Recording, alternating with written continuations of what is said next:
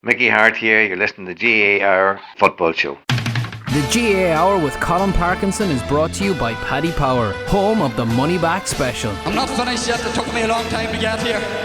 Both players have spoken with each other and they regret what happened. They've had a frank discussion with each other, and both of them are keen to now focus on getting back their county jerseys. But these fellas will get such a shell shock next Saturday evening that we'll put them back in their asses for 10 years. So I was thinking during the week, actually didn't mention it on Monday, is all 4 Super 8 matches last week were hammerings, right? Like all 3 of the matches covered a handicap. Tyrone didn't, but they were right on the -4. And I remember after the first round last year, there was absolute uproar about how terrible these Super 8s were. And this Monday, everyone's kind of positive about them, when they were all hammerings this year as well. And maybe it's because each team made a game of it. Most, except for Mayo, didn't make much of a game of it. But in the other games, Cork made a game of it, which was a surprise.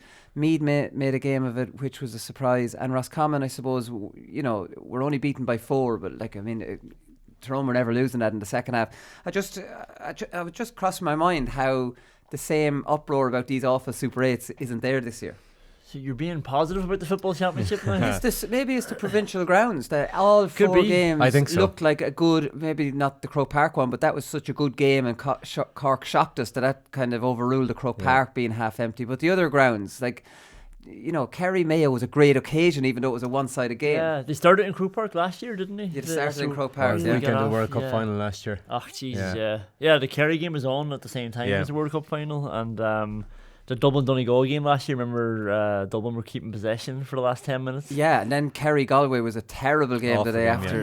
The day after, yeah. So that rain as well, so maybe the weather comes into it. But it is a lesson though, lads. The provincial grounds, you can't beat those home. You can't beat those home venues. So even though all 4 games were turned out to be one-sided contests, no one was complaining because there were good bloody, good atmospheres. I think that's what Pádraig Duffy had envisioned in the first place as to what it could be. Like everyone was on about how brilliant it was for the local economy as well to have Killarney was packed, Ballybuffet was packed, and there's probably a case to be made now that the neutral venues, even the neutral round, be taken out of Croke Park and given to a provincial venue, because it'll do a lot for the economy and just for the atmosphere around towns that your county doesn't have to be necessarily involved in the Super 8. I think that's a great idea. I think Croke Park should be taken out of the reckoning until All-Ireland semi-final. Then when do you use our national stadium is another argument that's going to be used as well if you can't use them for this.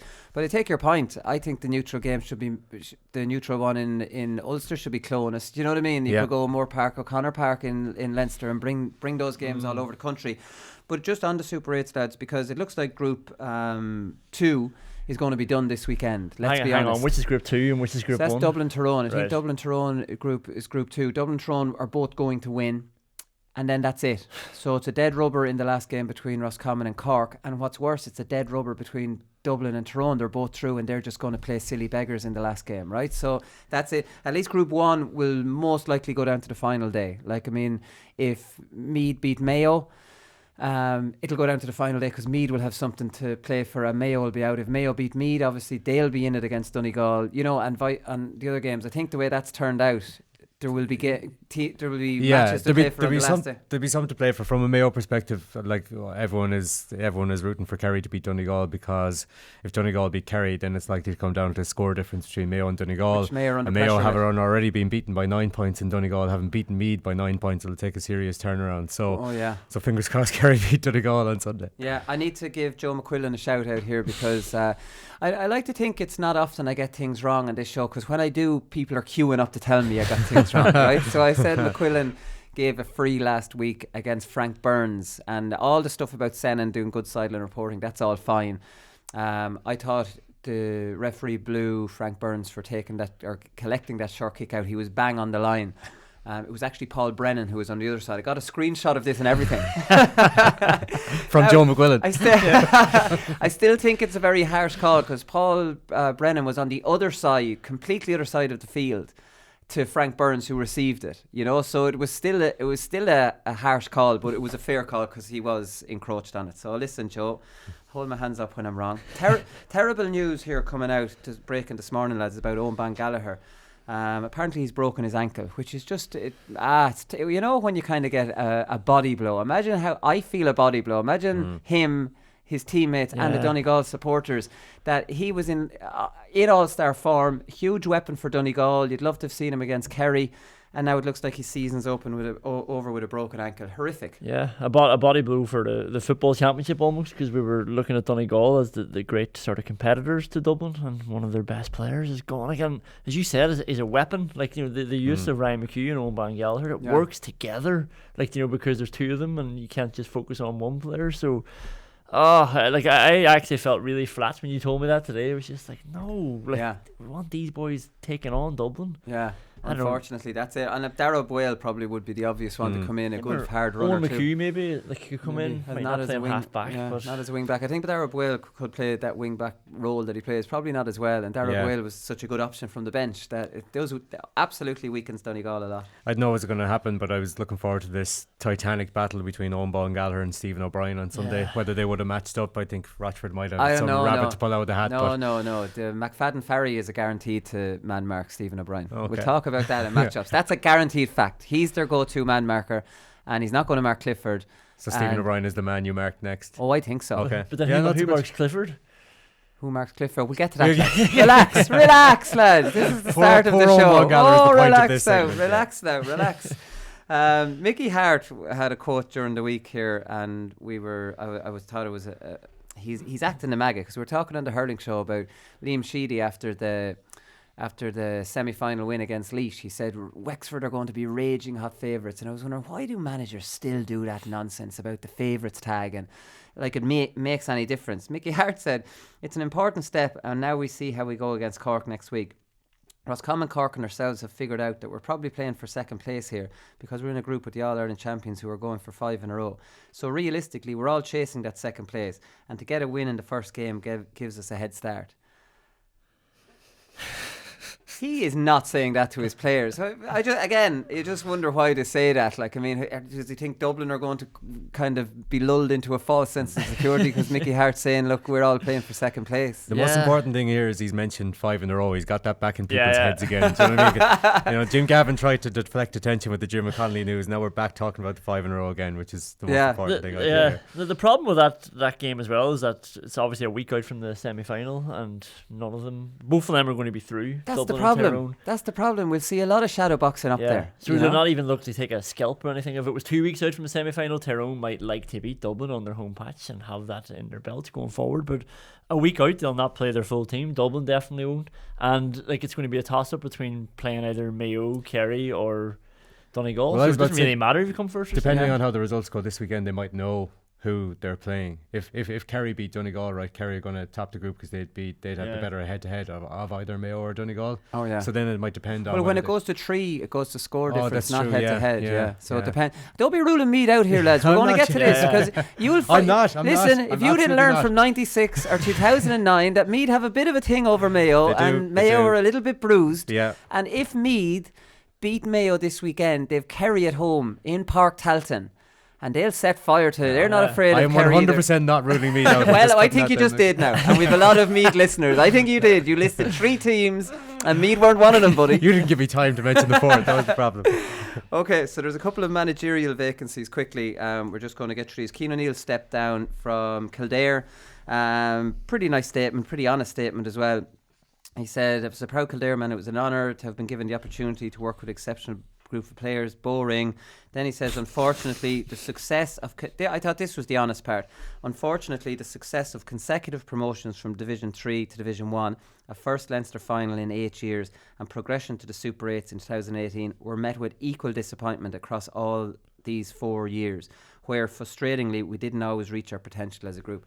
So I thought that last bit was important because it's true.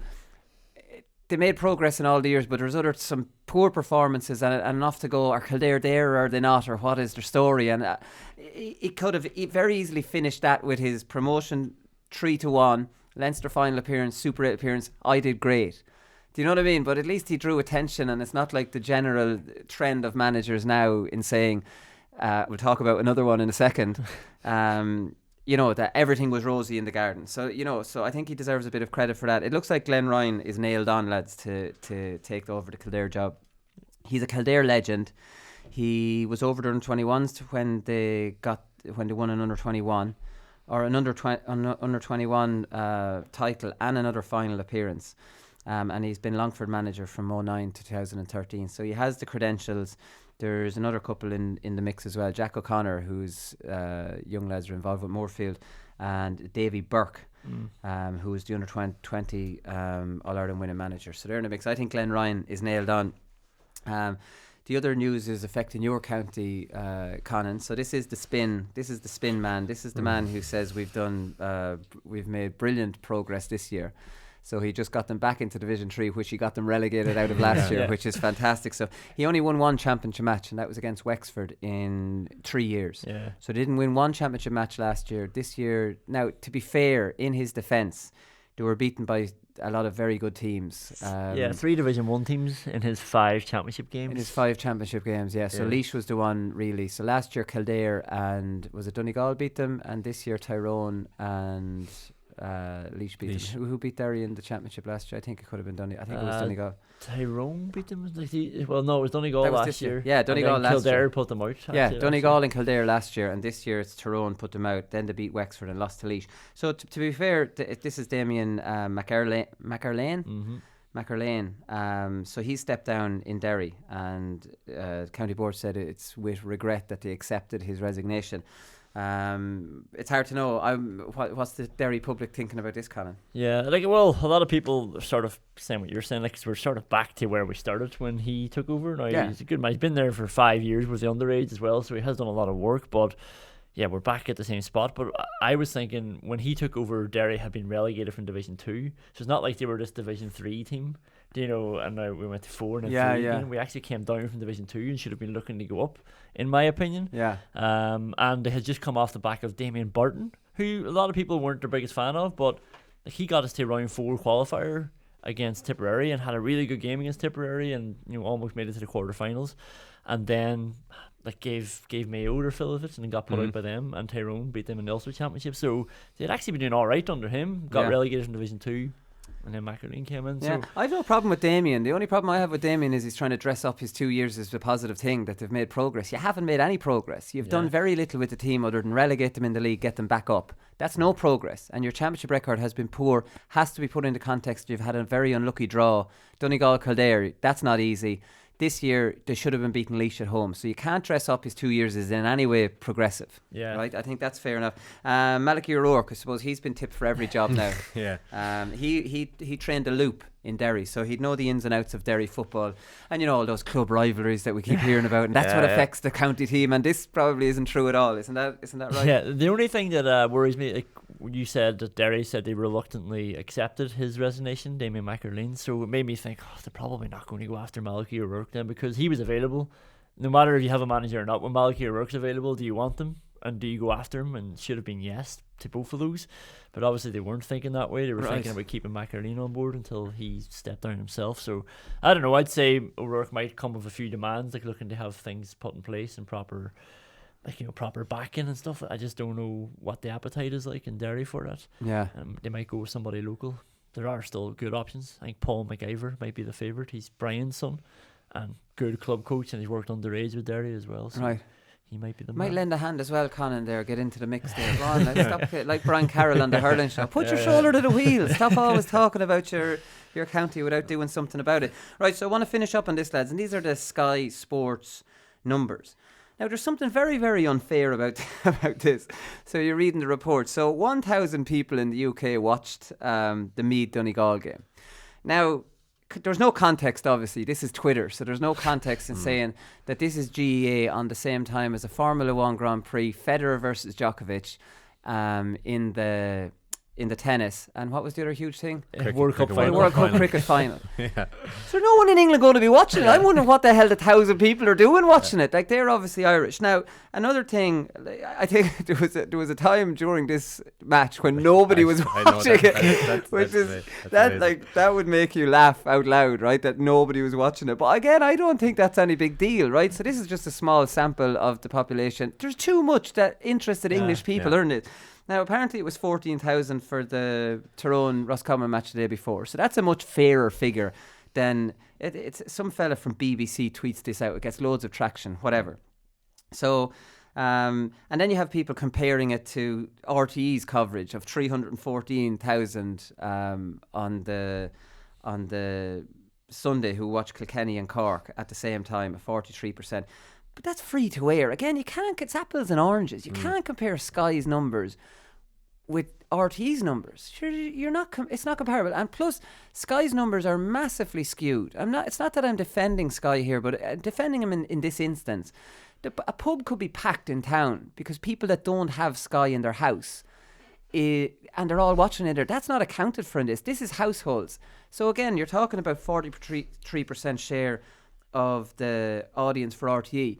But surely the percentage of Sky's numbers should be the percentage of people that have Sky in Ireland. Then you're seeing a percentage of people that are actually watching that on Sky, because the people that don't have it are in someone else's house or in a pub watching it, right? So I just think Sky's numbers cannot be accurate. Maybe they like it that way. Yeah, it's also not a good example. It's Donegal Meath. It's not a blockbuster match. No. And Cork and Kilkenny was on at the same time. So even if you're in London and you're Irish, I watched the Cork Kilkenny match as much as I love football and I love Donegal. That was a better match to watch. So even though it's not on Sky, I would have watched it on GAA Go or whatever and not had Sky on at that time. 340,000 is reasonable for Donegal Meath, I would have thought. I know that was RTE. Yeah, but this is Sky Sports. Oh, they're saying no. They said across the UK and Ireland they're estimating 340,000.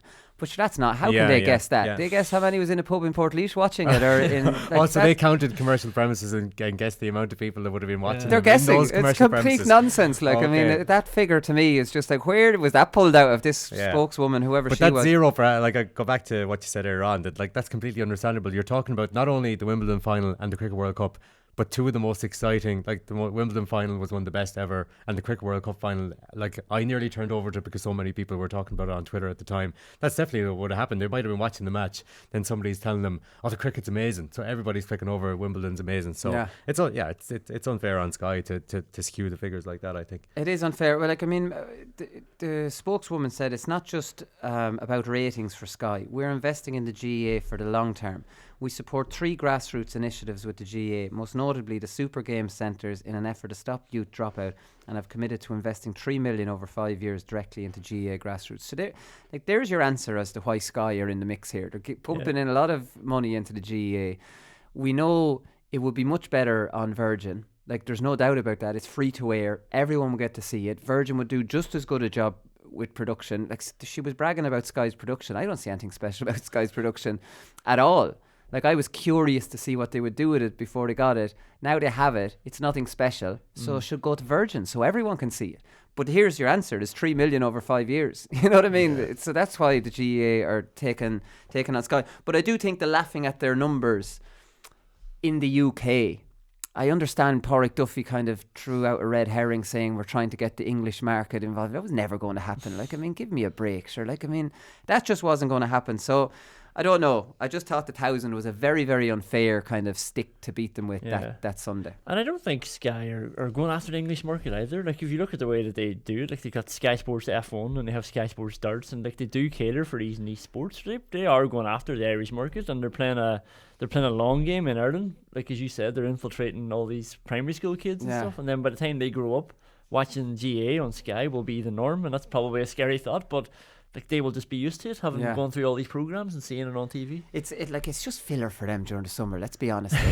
This is you watch Sky Sports News and you would be driven demented after 20 minutes. It's the same crap over and over again. There's nothing going on. They'll make such a big drama out of a transfer. Oh God! And before the Tyrone Cork or the Tyrone Roscommon game, there was the World Fishomania.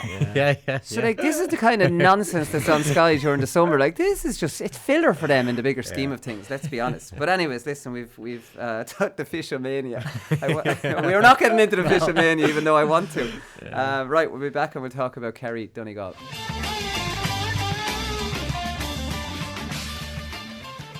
So Kerry Donegal is clearly the biggest game this weekend, lads. It's a huge game. Kind of interesting to see what Donegal can bring to the table. Are we overrating them slightly? Are we underrating them slightly? It's hard to know with the Ulster Championship, let's be honest, because what were Cavan up to and Tyrone were shell-shocked that day. So it's hard to know. Kerry, some question marks potentially still hanging over them. Obviously the fortress is Killarney won't be there. Their last trips to Croke Park weren't convincing. And how they can manage a completely different proposition in Donegal to Mayo, because we know styles make fights. Tactics make good GAA Gaelic football games, and Mayo's tactics are perfectly suited to Kerry. Donegal's tactics are not suited to Kerry at all. Yeah, and straight away, like when you look at the sort of space that Kerry got last week, I was thinking about who's going to play this week, and Hugh McFadden will just be right in front of David Clifford. Like that's not going to happen. There was easy balls in the David Clifford one-on-one. Well, now Mayo did have a sweeper there last week. So, but the problem with this is it won't just be McFadden. Right? So they won't just have McFadden in front of Clifford. They're going to have two zonal players in front of Keane and James O'Donoghue as well. That's what's going to happen. They're going to drop back into zones, and they're going to give Kerry none of those initial kick passes to Keane and James O'Donoghue. And then because they're going to have to struggle for their ball and have to get dirty ball, then Clifford is not going to get the same quality ball from them having time on it. Yeah. Do you know what I mean? So it's a whole knock-on effect of how Donegal are going to set up. I think we're too kind to James O'Donoghue here. Like he just goes out and gets handy ball out around the middle, and then he's just carrying it a bit. And I don't think he really penetrated Mayo. Well, he was taken off at half time. He didn't play well, but he didn't win all his ball out at out in midfield. He gets ball, he runs, and he pops it off. You know, Yeah. where Stephen O'Brien was running with purpose and making things happen. I think. Yeah. So well, James O'Donoghue might not definitely start, but I'm throwing his name in there as the two that's in front of Clifford, right? So they're not going to get good ball to be able to set up good tasty ball into Clifford. And they're not going to get you'd imagine they're not nearly going to get as much midfield dominance as they did against Mayo either. Like I think the most, we might get into it, but I think the most interesting part of Kerry Donegal, and this is on the back of Mayo, will be like the kick out strategy and how do Kerry go the same way? I can't see it, because Patton has way more strings to his bow in terms of kickouts than David Clark has. And I think the fear is that if Kerry do as high a press against Donegal, the Patton will go along as he has been doing, and either like it's with clean ball won by Murphy, McFadden, etc., or they're knocking ball into space, going back to what they did against Dublin way back in 2014. So that like I think we tend to forget about Donegal, that like as brilliant as they are and progressive as they have been under Bonner or Rochford in, is that they can be as defensive as they used to be if they want to. And I think they were against Tyrone, because they saw the way that Tyrone were playing. But they're going to do it more so against Kerry. That's what I mean. Yeah. But so they haven't necessarily done it as much against Cavan or against his Mead. But like I think that and especially with Rochford on board, they have this habit of really changing tack to play to the team that they're playing against. And as soon as they saw, well, they would have known it was coming anyway, but seeing what Kerry did to Mayo the last day, they're just like, well, this isn't happening again, and we'll just as you said, not only put one sweeper in. You mentioned the sweeper again that Mayo had. Colm Boyle played there occasionally, but we were getting so dominated in midfield that he had too many fires to put out. Whereas they'll have, as you said, the two in front of the lads inside and the two in front, and pack up the space accordingly. So it's going to be a completely different game, and I don't think conditions are good. I think there's probably going to be a bit of rain as well on Sunday, which will probably affect it too. So I'm really interested to see how Kerry and what alternative game plan Peter Keane has to deal with what's going to confront them on Sunday. Well, that's the thing. In Kerry, we'll talk about the kickouts in a minute. I do take your point. We'll talk about it now then. So I do take your point that they're vulnerable to that long one. But on the other hand, Kerry's aggressive press, bringing all those players up, will definitely cut out that go-to kick out to the wing to Murphy, right? So that there's going to be somebody out there. Now, Murphy obviously is good enough to still attack it anyways, but it's going to make it more difficult for them. That target won't be as big as it was against some of the other teams, which is just ridiculous. Now, the long kick up the middle for the flick on. Like, Donegal are going to have so many players back. Kerry will have a player back. Right, so instead of covering the full back line, he has to be covering that flick on. Like, I mean, that is a no-brainer for Kerry. That whoever's playing centre-back is to hold the centre-back position, and your job on kickouts is that flick over the top. I want you predicting it. I want you out there. I want Ryan McHugh nailed when he takes the knockdown. All those things. They'll be running through all this stuff. Because in Kerry's, what Kerry are going to know, they have to know, is that Donegal will be defending with everybody except for McBrearty.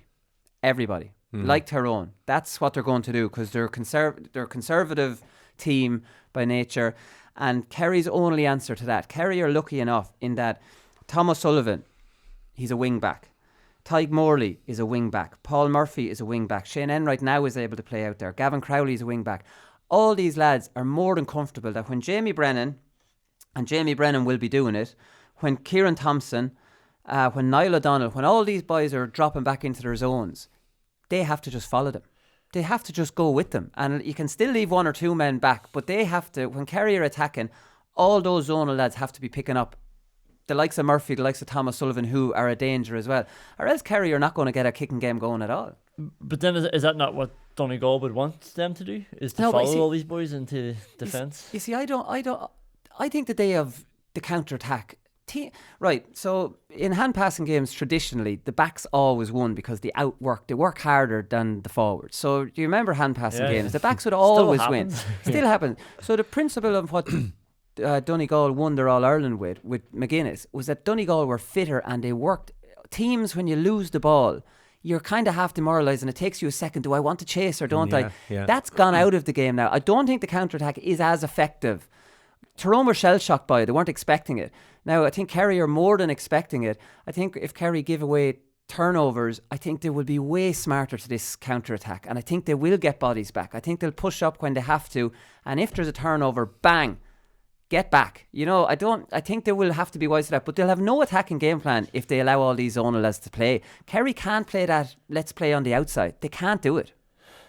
Yeah, I'm just worried that Donegal will be licking their lips by that. Well, what's the other option? What's the alternative?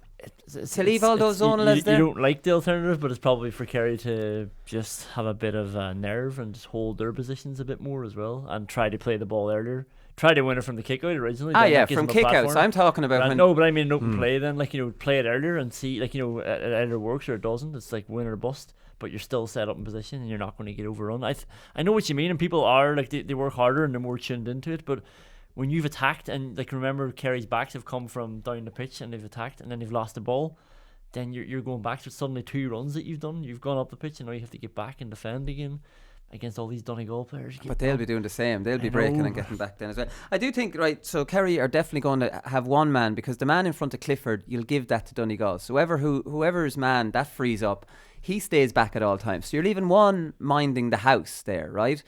But they're going to have to push up on all the others. Kerry cannot have a kicking game, which they like. They cannot get any joy against Donegal unless they do that. And to be honest, everybody's not always ahead of the ball. A lot of the time, so your 2 midfielders will still be around midfield. For example, you'll have that extra defender there. There's 3 across the midfield if a break does happen. You're talking about pushing up the likes of Thomas Sullivan, the likes of Paul Murphy, the likes of Gavin Crowley. At least take 3 zonals off Donegal, because Donegal are going to pack that 45 full of zonals. So you're gone if you don't do something about that. But would you not be concerned that once they and Conan's kind of hinted at this, but that if they're too committed to pushing up in that zone, that they leave, that if Donegal do that, get the counter attack, that they're leaving too much space in behind? That's what I thought that they might do differently. I think that Kerry might nearly tempt Donegal into taking, say the one kick out that David Clark did for Mayo, for example, that Kerry counteracted really well, was the one that he just is this pop to the corner. Colm Boyle normally kind of runs towards Clark, gets it there, but you're not in a great position.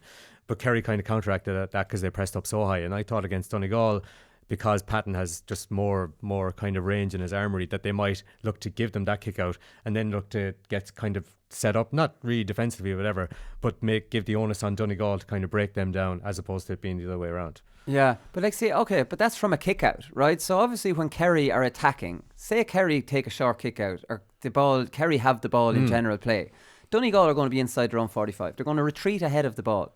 I think that's the most obvious thing ever that they're going to do, because of Kerry's forward line and because of what they did against Donegal.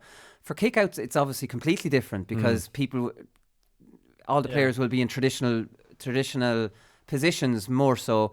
So obviously from kickouts, Kerry don't have to do all this and Donegal won't have a chance to do all this. I'm just talking about when the actual time comes where Donegal are camping inside their 45. Kerry absolutely have to be trying to do something about their zonals, and they're lucky that they have defenders that can do that. That's kind of the point I'm trying to make. So did they not have time before that happens? The way they played the last day is the ball went straight to Moran, who turned around straight away and kicked it straight to O'Brien, who turned around straight away and kicked it into Clifford. Would that not be enough time before Donegal? I know it's not always going to happen, but if they try and play that way and try and play quicker and a bit more on the edge, I think it might be their best way. Like you're right, they will have to come up at some stage, especially again. That's from a kick out, and obviously if they win a kick out, the the message has to be, if we win a clean kick out, I don't want you admiring, I don't even want a mark taken unless someone's on you. I want that move down. But even then they'll have joy. The turnover, I guess, is almost why like they should be sort of sticking to traditional shape. It's like when they do turn it over in open play, can they just find O'Brien quickly, who can find Clifford quickly, do you know, rather than like what happens when they bring 14 players forward themselves is instead of looking for Clifford and whoever else, they start popping the ball to Kerry, jerseys, whoever it is. Like, what do they do if they don't move everybody up? They just give they Donegal... They have to move it quicker. They have to look forward. No, but okay, give me a scenario where Donegal have everyone inside their 45. I understand that is not the scenario Kerry want, but if that is there, what do they do? Yeah, well, that's fine, but they don't want that to happen. Is the point? No, sure, I know that. Sure, why would they want that to happen? That's their tactic. They don't want that to happen, so they have to keep a traditional shape to get it moving forward quicker before Donegal let that happen. Yeah. Well, I would agree on that. I'm making up a scenario when it will happen, and it will happen several times where Donegal will have everybody inside their 45. It will happen several times. And I still think they should keep a traditional shape where they still have a half-back line that's protecting McBurty or keeping an eye on McBurty and not being overrun by the runners that are going to come out. Okay. See, that's a very 5 years ago Rory Gallagher kind of attitude to it, and that will result in... It's a Dublin attitude. It's like, don't get caught out by Donegal in 2014. Like, it's that attitude. It's just keep that shape. And like the boys will attack here, and you will keep that sort of shape and not get caught out by Donegal. But like 5 forwards versus 9 is not going to work. Yeah, and that's why it has to be quicker. Like that's why it could be 7. Like you could have David Moore and everything forward as well. And I'm not saying you have to have 6 defenders because you'll only have 1 fullback, minding McBurty, and then do you keep 2 or 3 halfbacks in place instead of pushing everybody forward? Yeah. Okay. Right. We'll move off that. He's Michael Murphy. So his stats were off the charts. He claimed 2 of his own kickouts. He tapped down 2 more to McHugh, and he won 2 off Mead in the second half alone. So, that's sensational. He's been helped by the continued progression of Patton as a goalkeeper. Donegal won 18 of their 20 kickouts against Mead. Yeah. It's crazy stats, lads. And these aren't taps to a corner back. These are aggressive kickouts. So these stats are off the charts. They really are now. They're off the charts. And Murphy's making that happen. So here's a question of what do Mayo do about Murphy. So obviously Aidan O'Mahony marked him before in an All-Ireland final, right? He dogged him out of it. He wouldn't leave him alone. Aidan O'Mahony's a big, strong fella. If anyone's seen a picture on Twitter of him recently, you could grate cheese on this fella's stomach. But I don't know who their man is, right? So, this is the thing. There is a part of me thinking, do Kerry drop a defender and play Jack Barry? And tell Jack Barry to mark Michael Murphy. Obviously, the risk of doing that is that Donegal will counter that by saying Michael Murphy go in at the edge of the square. Now Jack Barry's in big trouble in there. So because they have McFadden, they have Jason McGee, who 2 traditional midfielders, who your 2 traditional midfielders will work. And this is how Donegal get joy with Murphy, is that... who ends up marking Murphy? It's not really your traditional midfielder. It's not going to be David Moore or Adrian Spillane. And if it is 1 or 2 of them, Donegal say, Michael, take an out, go on into the full forward line for a while. Let's put manners on this little, So I think Murphy's getting joy out of kickouts because he's getting mismatches on who's marking him. Yeah, that's it. And I know he doesn't spend nearly as much time around 14s as he used to, but I just thought that as a potential option for Donegal this weekend, occasionally, because let's say the way the Kerry dominated the Mayo forwards, they were winning everything out in front, they were winning every individual battle, but I don't think they're really tested. We're talking about the Kerry backline is full of halfbacks. We only mentioned it there, how comfortable they are as only, but they're not dogs of markers either. Maybe bar Tyg Morley. So maybe you might see it that Murphy spends just to mess up whatever Kerry have planned from around the middle of the field, to send him in for 10 minutes every now and again. The person I thought, and I could be completely wrong, but I just remember seeing when Kerry played Mayo in the league, this is going back 2018, Gavin Crowley went on Aidan O'Shea and spoiled them all night long. Now, Aidan O'Shea is completely different. He's not going to... He could go in around 14 like Michael Murphy did, but probably not to the same effect. But I just... anytime I seen Crowley, I think he has that in him. He's not the tightest of man markers, but you wouldn't maybe have him on Jason Brennan or somebody like that, but I think he might be the man and he might be more comfortable, let's say, having to go back in around the square than David Moore or Adrian Spillane would be. Yeah. So just having seen him do it a couple of times, I think of all the Kerry players in Croke Park against Mayo in the league final, though they weren't great, but I thought he was decent that day too. So he was one of the ones I'd singled out as potentially being the man that does that to Murphy on the day. Yeah, I suppose. And the only thing I can think of is how this tap down to Ryan McHugh works so often. It just must be concentration. You're just so tired that it's hard to keep that focus, because like I mean, surely this is not a new tactic, and it's still working. That Murphy's flicking it on to Ryan McHugh. It's bizarre how it's still working. That Ryan McHugh's man is not constantly goal side of him, facing him. Yeah. Do you know what I mean? How can you be getting caught by this in this day and age? It must be a concentration thing, lads. It must be just switching off for that second, going, geez, they haven't done this all game. Because it's maybe late in the game they pulled this out of the bag against me. You know, didn't try it the whole first half. So then when they do try it, suddenly it's a power play and they're getting a lot of joy off it. And you're right, like if he gets a second, then that's all Ryan McHugh needs, I suppose. Like you said it on Monday about him pretending to be tired and stuff, and that probably does just make boys sort of relax a bit. Like, you know, when your man's panting beside you, and he hasn't done this for 45 minutes. Yeah, you know, and now he looks tired. He's not looking for this ball. I'm okay. That's when you want. Yeah. He's not just getting it tapped down to him, like say under a break. He's getting tapped down to him nearly all the time, at 100% pace. And Ryan McHugh's nearly impossible to stop at that pace. So it's just weird. What is the one? If you see a tiger, he doesn't want to kill you. If a tiger wants to kill you, you won't see it.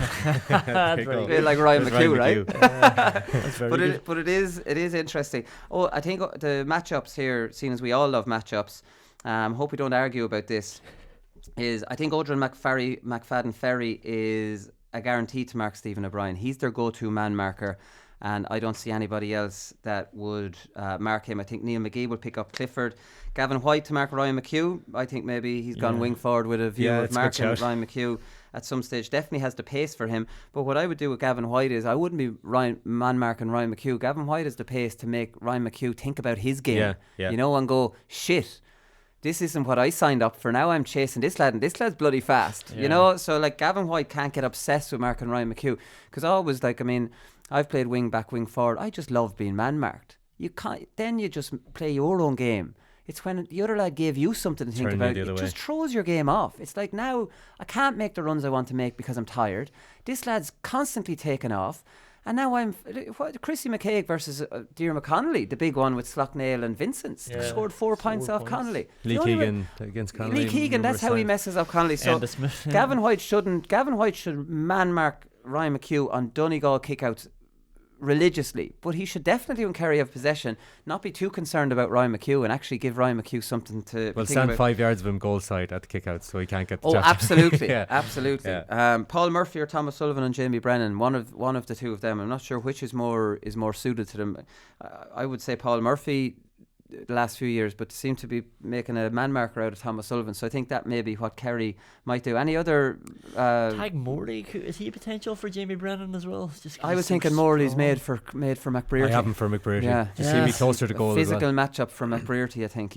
And Neil McGee on thing, and they'll leave one sweeper back in front of McBrearty, but not obsessed with it. Like, I mean, it could be Murphy, who could end up being free then as well. The thing about the Kerry sweeper in front of McBrearty is Donegal will build up. Like, if you don't play a full-time sweeper, do you really need a full-time sweeper, or will a fella have enough time to drop back into that gap? You know, that kind of. I think the sweeper shouldn't be right in front of McBrearty. The extra man should be standing at centre half back to watch the flick-ons and be covering that general area.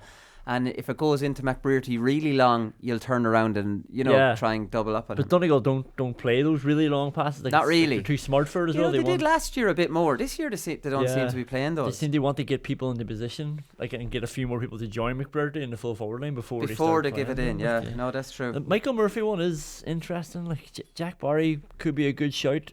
The only thing I remember against Willie playing Ballinderry, and Ballinderry put Conor Nevin on him, who'd be the exact sort of same shape as Michael Murphy, and you think this is a good shout, but Murphy's too fast for him, too sharp across the first 10 yards, so they actually had to end up moving Gareth McKinless, a little sort of aggressive player, and he did much better on him, just because of the speed.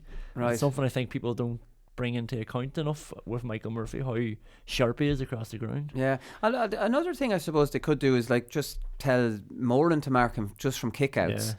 And on the ground, you imagine you put Gavin White on him and ran Murphy ragged. You know, that kind of a way. Or I don't know. There's plenty of things to ponder about that anyway. It definitely is a difficult one because he's the third big man in there. Yeah. And he can also play up front. So there's definitely something that you have to be wondering, how are his kickouts that's so bloody good? There's clearly not somebody that's good fielding marking him the whole time. I think the physicality is important as well. Like Michael Murphy seems to have got the same score in every game I'm watching him this year, where he kind of runs down the left hand side, just pushes his man off with a handoff, pushes them about 5 yards away, then just cuts in and gets a handy score coming in off his right foot. I just go back to, you mentioned Jamie Brennan there. I thought maybe Jason Foley, just purely because of pace. And I'm just trying to think, if Tyke Morley is marking McBrearty, I'm trying to think who Jason Foley is going to be on. I think it has to be Jason Foley or Thomas Sullivan. I don't think you're going to have Gavin White there, and you need somebody with pace to mark Jamie Brennan. So I thought Jason Foley. I thought Foley would be a good matchup for Langan, a tall, rangy sort of fella that might be better. I think Foley actually struggles on the top forward. Like, he's been cleaned out a couple of times. I don't know if I'd give him that responsibility on Foley or on Brennan. And Brennan's dropping back too much anyways, although Langan drops back too. So like, I would have paired Foley off with Langan, but what do I know? Yeah. Stephen Rotford does love a matchup though. So like, and often loves a matchup that you didn't see coming. Well, we've known about it for years, but like, you wouldn't have seen Lee Keegan go on Sean Kavanagh, for example, or Michael Quinlivan, or starting midfield to play against Enda Smith against Roscommon that time. Half forward against Paul Murphy. Forward against Paul Murphy. Yeah. So like, there could well be like a rabbit out of the hat that we're not expecting come Sunday. What was his famous, or I won't say famous, but what was his kind of surprising quote to me that day? You have to give something away to get something, and that you have to, which I thought was a really interesting thing. He played Lee Keegan there to drag Murphy out of there, so he's maybe losing Lee Keegan out of the game, but he's opening up the space to Andy Moran and whoever else, Jason Doherty, and I thought that was really smart thinking. So I wonder what he'll be giving up here. We forgot about Aidan O'Shea on Kieran Doherty as well. That was probably the biggest of all. So it's interesting to see what will happen. Donegal substitute. So obviously this is going to be affected now, because Darragh Boyle, interesting his stats on coming in, came in for Paul Brennan the last time on 43 minutes. He came in the Ulster final for O'Donnell after 43 minutes. And then I was like, frantically searching for the Tyrone game. Please be 43 minutes, 39 minutes. I was like, imagine if it was actually on that minute was his cue. It didn't matter who he's going on for. So Darragh Boyle, my opinion now, is going to start instead of Owen Gallagher, you'd imagine. So that impact, and that is an impact, lads, and that's a pre-planned sub that he's getting in there good and early. Owen McHugh came on the last day after 48 minutes, Oisín Gallen after 48 minutes. 3 really good impactful subs on for the last, you're looking 25, 26, 27 minutes. So, like, I mean, then you're looking at Frank McGlynn after 60, Eamon Doherty for 68, and Caelan Ward after 70. They're pretty late. But those 3, if you're bringing on 3 subs in the 40s, these are impact subs. You know what I mean? Yeah. These are subs that are coming on for fellas. They're not necessarily tired.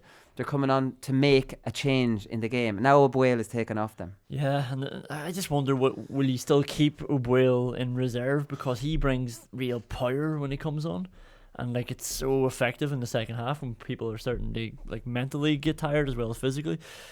And maybe start Owen McHugh, but like we said this, he wouldn't want to start Owen McHugh wing back, so O'Boyle is the most natural one. It still leaves Gallen and McHugh to come in, but O'Boyle is a big loss because of the power that he gives you and the drive. Yeah. So we'll just finish up on Donegal. I forgot this. Donegal on Kerry kickouts. So Donegal are more aggressive this year than we kind of have seen them before. Now I still think that pressing so aggressively on the kick out and then turning around and retreating is just dumb. If you're up there, try and turn it over up there. But again, I do think Donegal are going to be very, very, very worried about Kerry getting that ball to the other end of the field. So, like, I mean, can we see Donegal changing their give press? them the short kick out, just so they're in position already? Give them, I think they probably will. Hope Kerry work it up slowly, and then they're in position. Yeah, when the option is there, it's really hard to ignore. And if that's the alternative, rather than bombing it out in David Moran, who has been so good or was so good against Mayo, I think they might well take that. Yeah. Just it's purely about being able to, as you said, you know, press up high and then turn around. Why not just press? Why not just try and get the ball while you're up there? But if you're giving it to the corner back, why press at all? Well, that's it. Do you know what I mean? That's what I'll say they'll do. They mightn't even bother pressing up in the first place, or just give Kerry the easy option and then just let them try and break them down from there. Obviously, there's a huge irony in these kickouts. So, like, I mean, it was very obvious against Kerry. So Kerry are pressing. They're pressing the Kerry kickout to make Clark go long. And Clark's looking around, looking to go short, doesn't want to go long. But then Mayo are doing the same thing to Kerry. So if they all want to go along, then let's all go along. Like, I mean, how can Kerry want Mayo to go along on one hand, but then on their kickouts not want to go along? You know, there's a bit of a weird one here, isn't it? Yeah, I think like Mayo were looking for Aidan O'Shea, whereas Mayo allowed Kerry to not have Aidan O'Shea as a problem because they took him off David Moran in that game. That's what, like, the David Moran was against Donald Vaughan, whereas now he might be up against Hugh McFadden or Michael Murphy. I wonder will Donegal fancy themselves if Kerry go long. Yeah, look, I mean, geez, if David Moran's on Hugh McFadden, that's a mismatch fielding. Moran will destroy McFadden. Now, McGee's a good fetcher and Murphy's a good fetcher.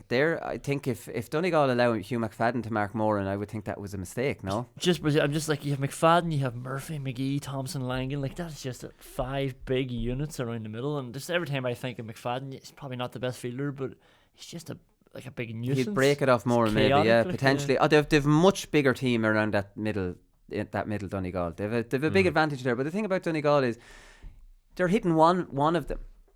Yeah. You know, it's not like they're getting them around together and bullying. Like, they're still trying to isolate them. And Donegal's ability to pull everybody in different directions will be gone because Kerry won't follow those runs. Kerry will just allow them run towards them. Yeah. Do you know what I mean? With the zone. Look, it'll be interesting. I'm really looking forward to going to Croke Park this weekend. Donegal, incredibly interesting team and tactically flexible, and kickouts are very interesting. I have to make an admission. I find kick-out analysis terribly boring.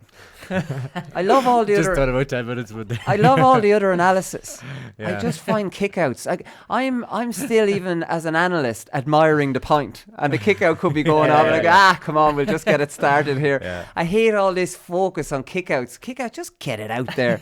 Do you know what I mean? I'm still. Never mind if I was playing. Not a hope I would be tuned into the kick out if I scored a point. I'd be like, my head would be in the clouds. Oh God. But it's true, and a lot of the time the RT or Sky cameras don't even pick up the kick outs.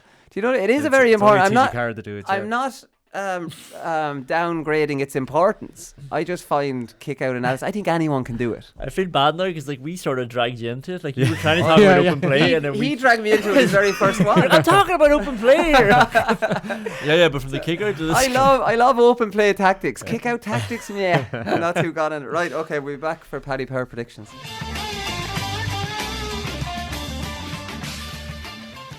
Okay, so Paddy Power predictions. It's not going to be easy to do really long analysis on everyone. We went to town on Donegal, Kerry there, lads. So, but that was the interesting game. We'll start on Cork and Tyrone. Kickouts. Paddy. Will they concede the kick-out? Cork are 7-2 here, lads. Tyrone are 3-10. Tyrone are -4 in the handicap, and I think this is buying money for the weekend for anybody that wants to do that. Is Cork, again, styles make fights, lads, and the worries you'd have for Kerry against Donegal are just amplified for Cork, because Cork have only one way of playing. Cork are not able to play this other game, which was proven by Tyrone in O'Moore Park last year, who destroyed them. Cork like to play good interplay in the forwards, which will be completely snuffed out.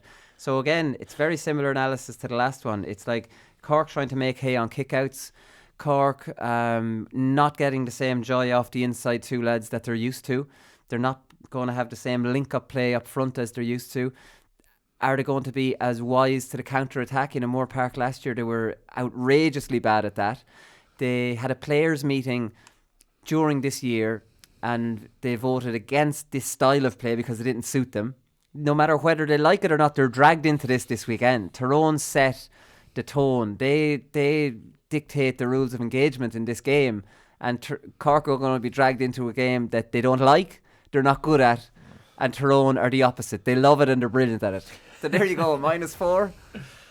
Yeah, I think -4. Yeah, I would love to see Cork having the same gusto, and they probably will. Well, they'll try. Yeah, it's not going to. This could go a little bit like Roscommon last year. Like, they were playing a similar style to Cork, leaving forwards up there, like in a kicking game, seen as a footballing team. Roscommon were energetic and they made a game of it for 15 minutes, and then when that first goal went in, they just kept getting sucked into the spider's web, and that was it. And I can see this game going in a similar direction. Croke Park, listen, that's where Tyrone played Roscommon last year. You could see this being a one-sided game. Yeah, I think the exact same. I thought that the -4 was a great bet for Tyrone. It's just it just doesn't suit Cork to play against a team like Tyrone, as you said. I'm fairly glad for Cork's sake that they had the meeting and they decided to play that way. Yeah. Because it obviously suits them better than what they've been doing for most of the league. But the reality is that they're not going to be able to change in, just from doing that, playing that way against Dublin one week to playing against Tyrone the next week. Tyrone are, they eat these sorts of teams alive. They'd like to play this type of game. They're far better conditioned than Cork, which I think will make an impact. Cork have played how many weeks in a row now and playing at Croke Park.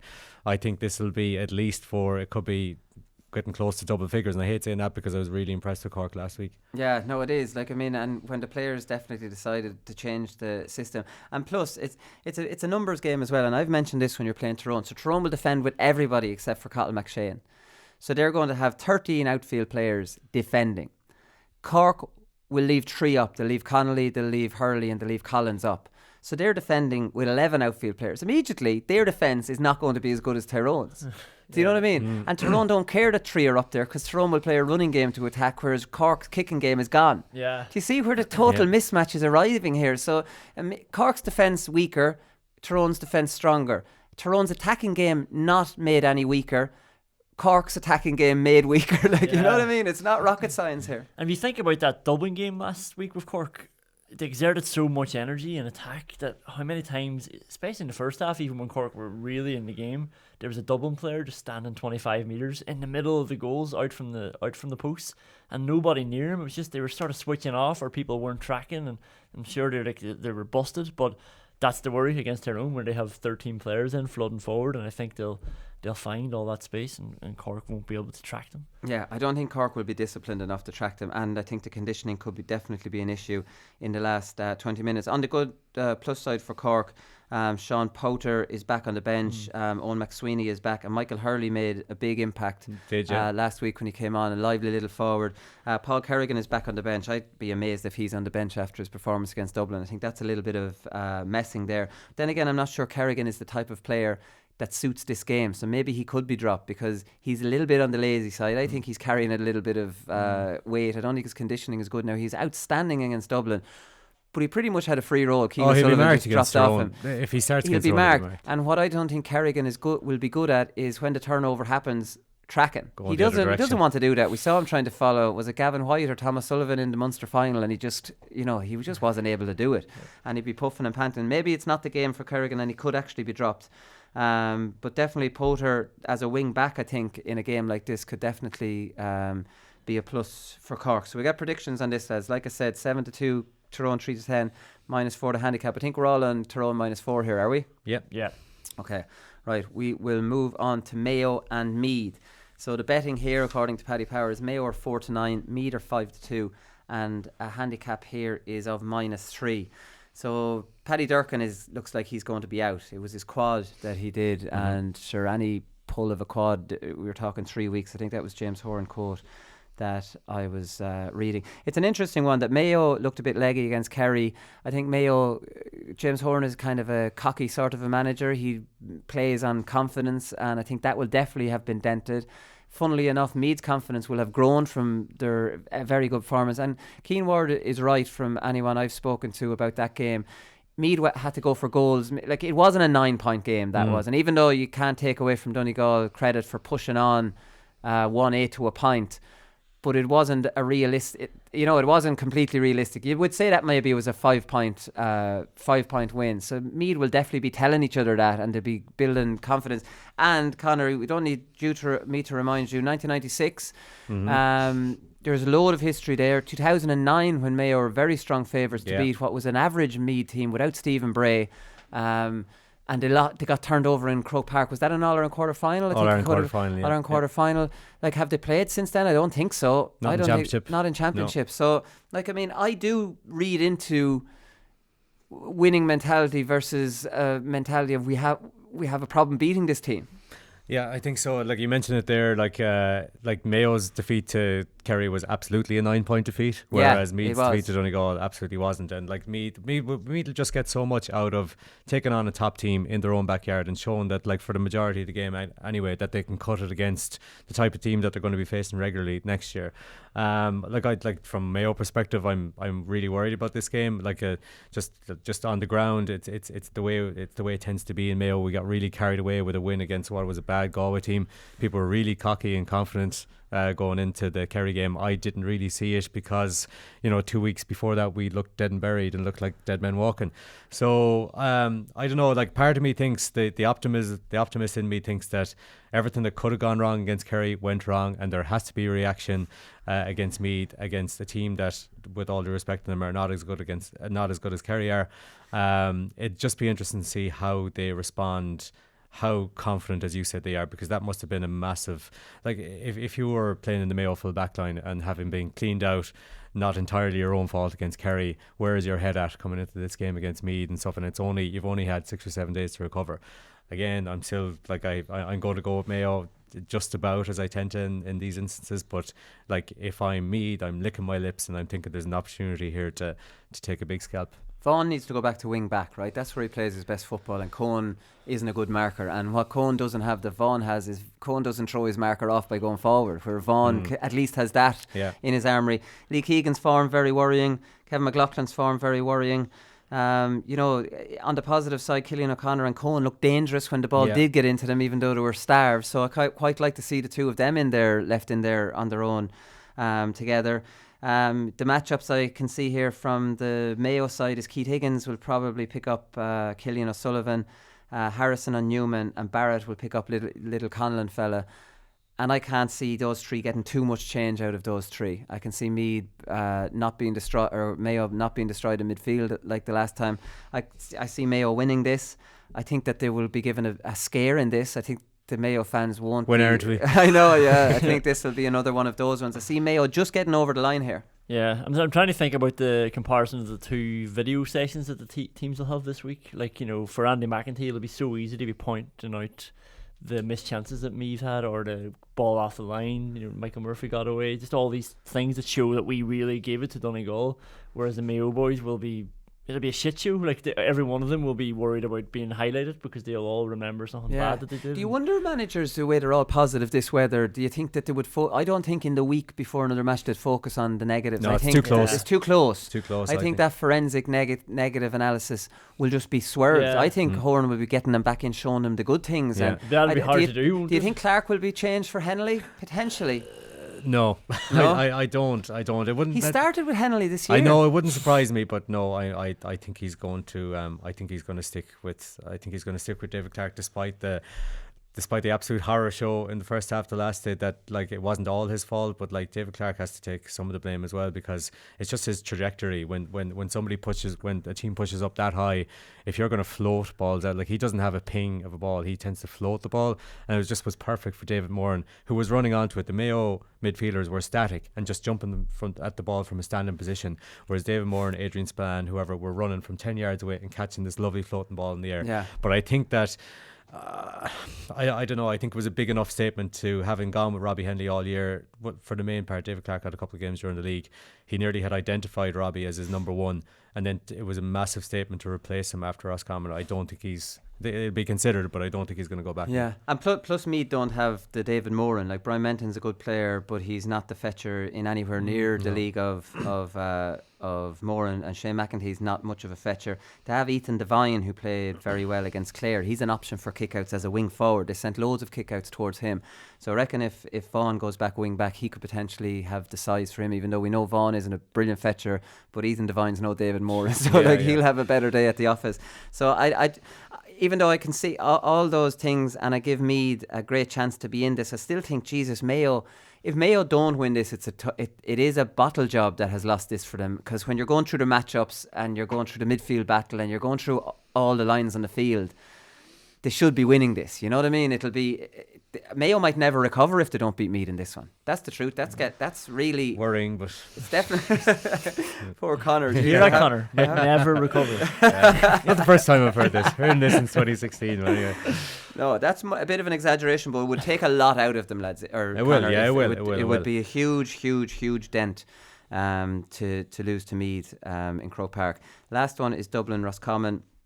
Oh, so what are we going here? We all going for Mayo just sneak over the line of 4-9? Yeah, just Meath to beat the handicap. So Meath Mayo plus minus, 3. Yeah. Okay. But Mayo to win, yeah. All right. Dublin Roscommon. This is Dublin are 1-80, lads. Is that unreal? These are Connacht champions. Dublin are 1-80 against the Connacht champions. Roscommon are 20-1, and the handicap here is 14. So, like we always joke about on this show, is Dublin versus the spread. Here is what we're going to talk about, because we're not going to change our Dublin analysis on anyone outside of Kerry, Donegal, and listen, to be honest, that'll be a spread of 4 or 5, and you probably could make a good case of Dublin versus the spread against them as well. So it'll be Dublin versus the spread. Obviously, Roscommon, in fairness, Roscommon will be able to use their kicking game that they did against Mayo, because, you know, Dublin have a similar style to Mayo. So that Cathal Craig on the 40 running over and back and trying to be the bridge man between Cox and Murtagh, that will work against Dublin. So I can see, like Cork, I can see Roscommon getting some joy. They need Cox and Murtagh to be better, though. Like, I mean, and I suppose we put this into context. Tyrone suffocate the life. They've suffocated better forwards than Cox and Murtagh, and they suffocated them. So, like, I mean, I can see the two lads getting a little bit of joy. I can see it feeding into the analysis of Dublin's full back line. You can get joy off them if you attack them. Whether Roscommon attack in enough numbers, because we obviously know Roscommon's tactics this year are defending with everybody else bar those 3. So the way Cork were able to get a lot of joy off Dublin, because there was times when there was 5, 6, 7 forwards up there interlinking, and, you know, it was really good forward play. Were they not being encouraged from the Cork game? Like, just, we've got clips and images now of Dublin being under pressure and teams getting through them and getting chances, goal chances that they didn't take. Surely Roscommon will be looking at that going, this is the way to do it if we can be a bit smarter and shore up the back line more than Cork did for especially that 5-minute period. Yeah, we need to get at them. We'll get at them and be a bit smarter. We'll close it up on our terms. We'll close it up for 5 minutes, get a breather, and then get at them again. Yeah, I think from kickouts they'll do that. They'll leave the lads up. But, like, I mean, from general play, you'd imagine they would be more scared. And plus, this is their game plan that they've started this year with. I can't see them ripping it up and going less conservative against Dublin. This game plan has been brought in to not ship hammerings off the likes of Dublin and the Tyrones, and it worked against Tyrone. I can't see them changing it to go like Cork. Yeah, same as, like, I thought, like, while it was far better than their display against Tyrone last year, or far better, like, that, I still thought Tyrone were comfortable from early in the second half onwards. I only saw one winner. I think it's going to be the same this time around. I think that they won't, even though I think they scored something like 215 or 216 in what was a dead rubber Super 8 game against Dublin last year, the gap probably won't be as much, but I just see, you said you kind of need a big game from Conor Cox and Jim Murtagh. Like, even though, like, Tyrone kind of sucked the life out of him, it just wasn't really happening for Conor Cox either. No, so he I'd missed worry. two easy frees. Yeah, and even he tried that ridiculous one from the outside the left again that went way wide, and he just seemed to be kind of lacking in confidence a bit, and I'd worry about his ability to kind of reclaim that in the space of just a week. So I see this taking on the pattern of numerous Dublin games against, you know, that level of opposition below them, that Roscommon may be competitive for 20 minutes, even the first half, and then early in the second half Dublin are going to pull away and potentially win by, what did they beat Cork by last week, 13 points, and it was never a 13-point game, but, you know, that's what Dublin do. See, this handicap makes you think it's 14, and I'm not sure. I'm nearly calling the draw on the handicap. But the thing about Cox is it's funny. A player like Cox who shoots on sight, when they're going over, he looks brilliant. When they're not going over, he looks terribly ordinary. It almost looks like he's a liability, and, like, Jesus, will you ever just pass it off and, like, stop shoot? You know, players like him who shoot so much have to be going over, or you become almost a bit of a laughing stock. You know what I mean? Because there's nothing else to your game other than you're almost seen as a selfish player. You've seen it at all levels coming up through the ranks. Those type of players are like black sheep on a squad because you don't want them. Players turn on you very quickly. Players turn on you, but when they're going over, it's obviously different. Yeah, and, like, when things are going wrong, like it did the last day, then everyone starts thinking about the work that they did to get the ball to that position. and then this guy's just kicked it away when it was Yeah, never yeah. on. So Yeah. demoralising. Bernard Brogan used to be like that. I've seen him playing games for DCU, and it's like, Jesus, Bernard. Like, I mean, that was from the sideline. What are you doing? And Pat Gilroy changed his game, made him a much better all-round player, told him if he didn't start laying ball off and becoming a team player, he was gone, and changed Bernard Brogan's game to be a proper all-round good forward. Because Bernard was... to his detriment, because he wasn't making it, Bernard, because he was so selfish at shooting. And I see him playing with Plunkets, and I see he's trying a left footer with his back to goals, you know, like mad stuff. Like, what's that lad at? And seriously, Gilroy completely changed his game. But just finally on Dublin, lads, is Jim Gavin needs to stop this messing and this big joke now. And the joke's over and Dean Rock starts. Is that fair enough? I'm sorry, Costello.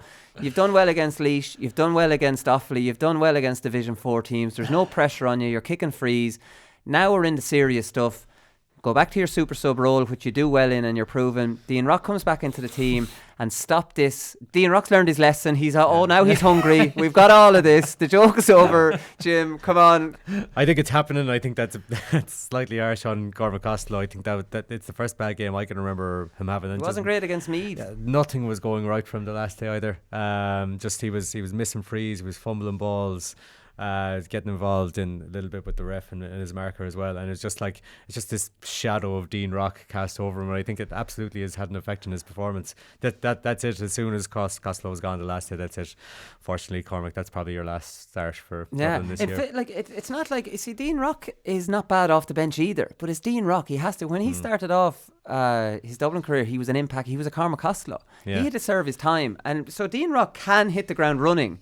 Yeah. But Dean Rock doesn't miss frees. He doesn't, you know, I mean, he's a clutch player, and now we're into the business end, and now it's Dean Rock is back on the team. You can't have 45 minutes of him not hitting frees. No. Like, you know, you need him there at 3, 4, 5 frees sometimes against teams, so he needs to be there to hit them all over. And yeah, like I think Costello deserved the chance, because if he wasn't starting again this year, we'd all be saying, Jesus, when's this lad going to get a chance? But yeah, as you say, like he's had his chance. The fun's over, like Dean Rock. Joke's over, right? Okay, what's your predictions on this, lads? I'm going for a draw on the 14. The 14 has me torn a little bit with Roscommon's new system, thinking maybe they could beat it, and then I'm thinking, if you bet against Dublin versus the spread, you're going to lose. Yeah. So I'm torn here. So I'm just going straight on it. I'm sitting on the Dublin versus the spread fence. Sometimes I actually think Dublin are playing against the spread, like themselves. they start like, you know, ramping it up and stuff, you know, where you think it's under a bit of pressure. Well, against Meath and against Cork, the only suspense in the last 3 or 4 minutes is, geez, they're nearly on that now. They're on it, and you can actually play a little game at home with yourself by just going Dublin versus the spread. That is exciting. Yeah, and I think they're playing that game. They close in on that spread, like. It's like they start panicking, and like not panicking, but the urgency seeps through the teams. And Jesus, lads, we need 3 more points here. Otherwise, we haven't hit the spread. So I'm going Dublin minus 14. I don't think they play that game, but we'll continue on. Stupid as it is, I think that Dublin won't beat the spread. I think it'll be 9 or 10 points. You think they won't? You know, Dublin only take it 1 game at a time. One spread at a time. All right, listen, we'll be back on Monday. Keane will be back in, and we'll review all the weekend's matches. We'll talk to you then. Good luck.